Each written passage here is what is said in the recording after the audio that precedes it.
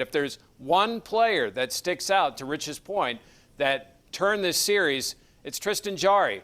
Were there other guys that could have played better? Yes. But Tristan Jarry was the worst out of any of the Penguins. Make a save. There were 3 minutes in Game 6, right? There in the second period. You got to make a save there. I understand the game-tying goal there that made it 3-3, but then to give up 2 more in less than 3 minutes, 13 seconds away. Jarry, by far, was the absolute worst player in this series, and I don't even think it's close. And I don't even think anyone can make an argument that it's even close. I agree with you that Crosby had to play better. All these stars had to play better, but Jarry was 100. I'm going to say 99% the reason why they lost that series. Karen, what's up, Karen? Well, I sort of disagree. I wouldn't put all the blame on Jarry. I think Jim Rutherford, he never traded for a goalie through the years. The higher-ups on the Penguins should have seen this. A goalie is one of your most important players on the team. That's where they get their pride. That's where they get where they want to do better. Hey, Karen, I appreciate the call, but they had 2 really goalies right before, Marc-Andre Fleury and Matt Murray. Matt Murray didn't work out. Obviously, in hindsight, you looked at maybe they should have kept Marc-Andre Fleury, but they couldn't fit him in the salary cap situation. They could have traded Murray and got a haul for him at the time, but instead it didn't work out. So what I was told from a lot of the people within the Penguins organization, and I'm sure you were told similar things, that Jarry was the future. So everyone thought that Jarry would be the next guy, and it just didn't happen. So now, for me, I think that his mind is shot. He needs a change of scenery right now in a situation like this. For me, you could tell early on, and you look, I make a golf analogy to a lot of things, but this is like missing a couple 3-foot putts. You're shot for the whole round and maybe for the next round. And, those 3-foot putts were the first 4 or 5 or 6 goals that went over his glove hand.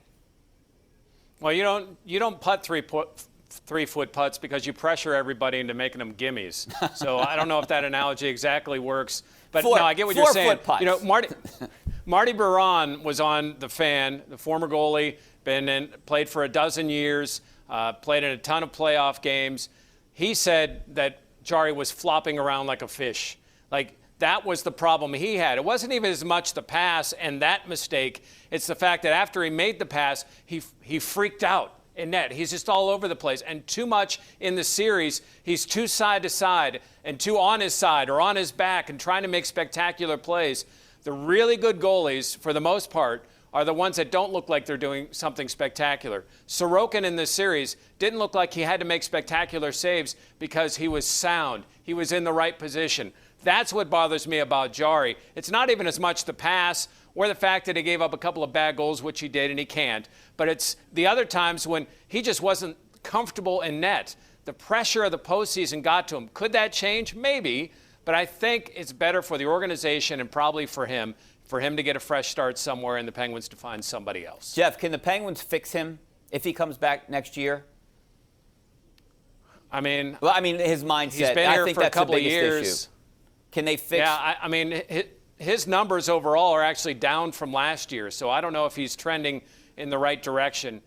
I just think when you have that type of bad postseason, that it's time to make a change. And it may not happen because he does fit under the salary cap at just $3.5 million this year, but I think it would be the right decision. I just don't think that is a good situation going forward. Jeff, is that the only change you make? I mean, obviously there's going to be an overhaul with this roster. Do you move one of those big guys? Malkin would be tougher to move than Letang. Maybe a Gensel you could get the most for. Rust, I don't know what his value is right now. Maybe a Marino. I mean, what do you do this offseason?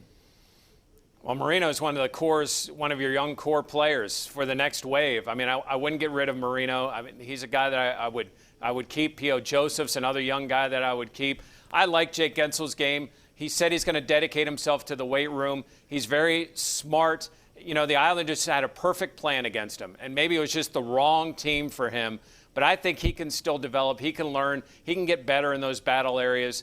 I'm not willing to get rid of a guy that scores that many goals for you. The guy I would trade and I would try to convince and I would dangle out there to see what you could get is also the highest guy on the salary cap is Evgeny Malkin. You've got Jeff Carter back next year. He can slide into that second center role. That's the guy I want to get rid of. You could free up a lot of cap space even if you don't get a lot back. Evgeny Malkin is the guy. If I could convince him to a team that he would be cool with, that's the guy I would trade. Do you think you could get anything back? I mean, maybe a second-round pick and some younger guys. What can you get back for someone like Evgeny Malkin? I would guess an active player, an NHL player, and a draft pick. You're not going to get a ton because of his cap hit. But I do think there would be a couple of teams that may feel they're a big-time center away from elevating themselves into cup status. And Malkin can still play. I just think with his salary cap hit, it'd be better for the team overall if they traded him and could get a couple of pieces. All right, let's go to our Tri-State Office Furniture tweet of the night for today. Jared always finds these good tweets, and here's a good one right here.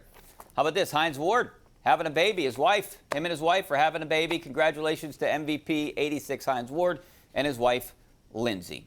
All right, we're taking a break. Back with more of your phone calls. Some of your tweets coming up next. Stay right there.